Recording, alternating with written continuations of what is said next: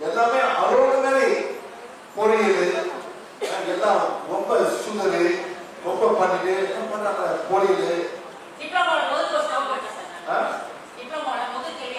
நேரத்தை வந்து மேடம் முருகன் இல்லையா என்ன சாப்பிட்டா மேடம் இலைய சாப்பிட்டேன். அதாவது ஹோட்டலுக்கு போயிருக்கோம் சரிங்களா, உப்புமா வச்சாங்க.